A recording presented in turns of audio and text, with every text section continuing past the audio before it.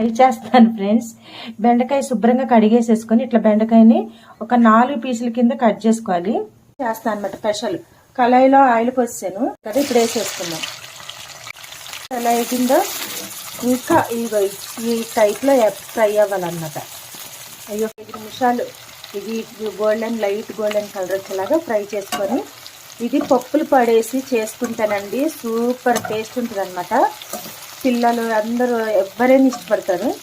పప్పుల పొడి అంటే పల్లీలు, ఇంకా పుట్నాల పప్పు, ఎండుమిర్చి, ఎల్లుల్లిపాయ, జీలకర్ర, కొంచెం పసుపు, ఉప్పు వేసి పొడి కొట్టుకున్నది చూపిస్తాను.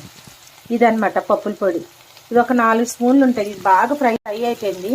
1/2 కిలో బెండకాయ అండి, 1/2 కిలో కూడా అవ్వలేదు ఫ్రై అయితే, ఎందుకంటే దగ్గరకు అయ్యాక కొంచెం ఇదైపోద్ది అనమాట. ఇప్పుడు దీంట్లో మనం పప్పుల పొడి వేసేసుకున్నాం. సూపర్ టేస్ట్ ఉంటుంది. ఆల్రెడీ నేను పప్పుకి తాలింపు పెట్టేస్తున్నాను. ఇక్కడ వచ్చేసి పప్పుల పొడి బెండకాయ ఫ్రై అయితే అయిపోయింది. చూడండి గుమ్మలాడుతూ. ఇంకొక 2 నిమిషాలు అయితే దించేస్తాం. ఒట్టి రైస్లో కూడా తినొచ్చు అనమాట. చూసారు ఎంత నిగనిగలాడుతుందో.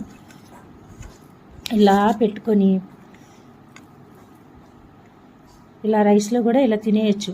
పప్పుచారులో కానీ రైస్లో కూడా ఎంత టేస్ట్ ఉంటుందంటే అంతలా టేస్ట్ ఉంటుంది.